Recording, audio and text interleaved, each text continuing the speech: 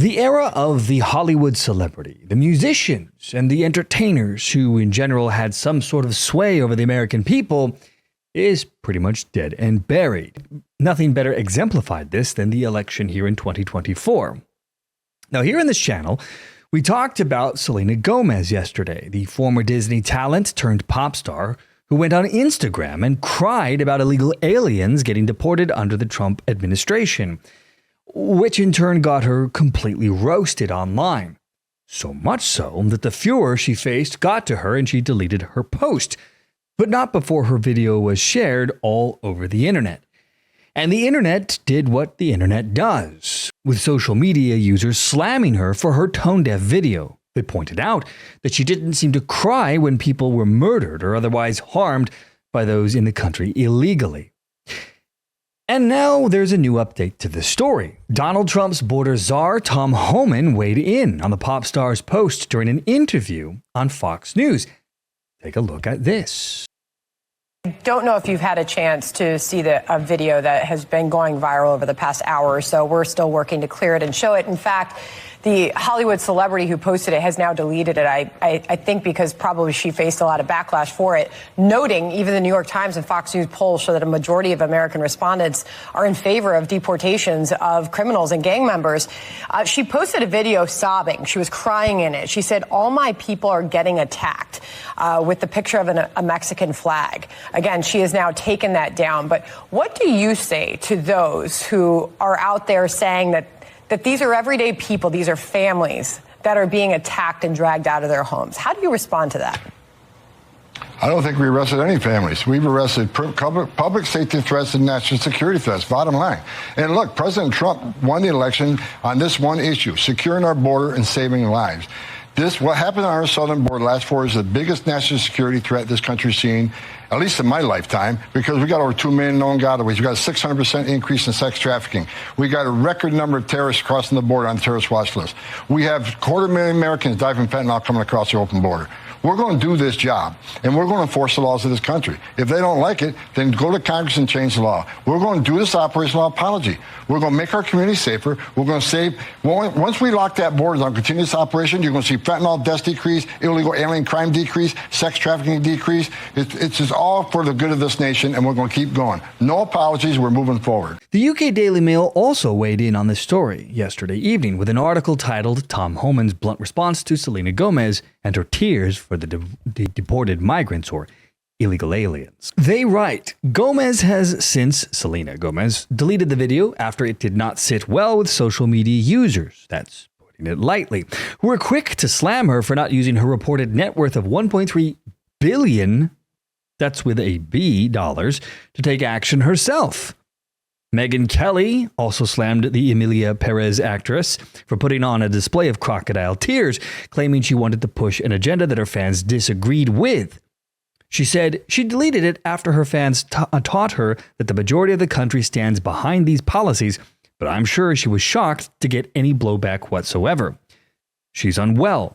Obviously, this is an unwell person. And by the way, anybody who takes their phone, works up in tears, and posts a video of themselves crying into their phone is sick. That's a sick person.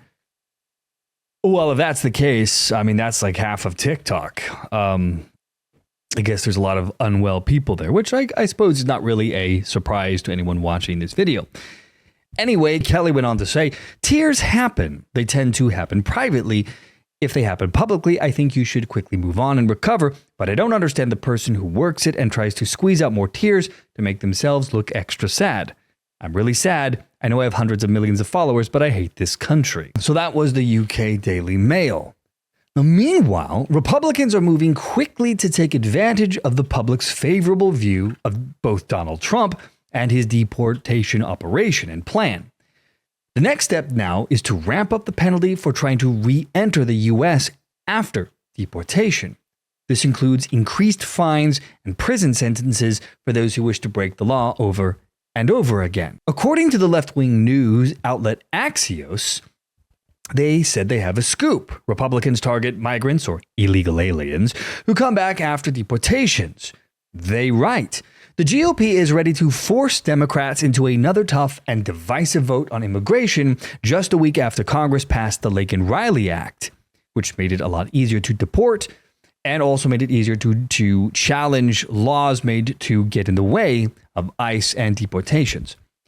Now, driving the news, let's see, Axios writes, Senator Ted Cruz and Representative Stephanie Bice will reintroduce a bill on Tuesday to impose harsher penalties on migrants who try to illegally recross into the U.S. after being removed. The bill is sometimes called Kate's Law, named after a 32-year-old woman killed on a San Francisco pier by an illegal alien who had felony convictions and was removed from the U.S. 5 times. I remember this.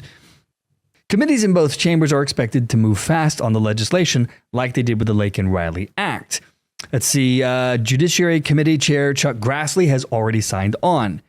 And Majority Leader John Thune has yet to weigh in, but has shown an eagerness to force Dems into tough votes, first on immigration and crime and next on ICC sanctions. Between the lines, writes Axios, Senate Democrats are deadlocked over how to handle these tough votes, meaning they are being bamboozled by Trump and his indefatigable approach to his agenda. I mean, the guy is just unbelievable with how quickly he is moving this time around. And they point out in this article that 46 House Democrats and 12 Senate Democrats voted with Republicans on the Laken-Riley Act because they know that the public is with this issue. They've had enough. Emotional blackmail be damned. Let's see. Now, a group of Democrats are pushing Senate Minority Leader Chuck Schumer for a clear top-down strategy, meaning they still don't have a plan. Now, the bottom line here, Axios writes, the bill increases the fines and maximum prison sentences that migrants or illegal aliens can face if they attempt to illegally cross the border after being removed or deported. A migrant, illegal alien, who crosses more than once would face up to 5 years in prison, and one who attempts to cross illegally could face up to 10 years.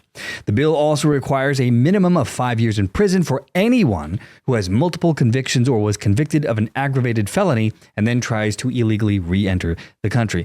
Meaning if this passes, daddy government will spank the illegal aliens with harsh prison sentences if they try to return. It is full steam ahead for the Republicans and Donald Trump. The left, they're just so discombobulated right now. Trump's relentless pace is not something that we have seen, at least not in my lifetime, in Congress or the White House, and nobody in Washington seems to know how to handle it. They were prepared for old Trump. They didn't think that he would evolve. 2.0 Donald Trump. And so you couple this with Trump's unique ability to completely hijack all the news cycles. It essentially blocks the Democrat Party from being able to push back. All the oxygen is sucked out of the room. Nobody knows what the Democrat Party is saying right now. They can't get any traction online. It's Trump, Trump, Trump, Trump, Trump, and everything he's doing. So pushing back for them against his incredibly fast-moving agenda, honestly, right now seems near impossible. The Democrat Party seems to be an afterthought in the public consciousness right now, and I don't know how they change that anytime soon. So clearly, Donald Trump, with this 2.0 version of himself, shows that this guy learns, and he learns fast. He took all the lessons from his first term and the subsequent 4 years that he was out of office, and he came prepared, guns blazing. The left, they're so caught off guard, so flat-footed. Like I said, it's going to be a miracle if they can turn this around anytime soon. We're just going to have to wait and see what happens next, though. And something tells me it's going to be entertaining.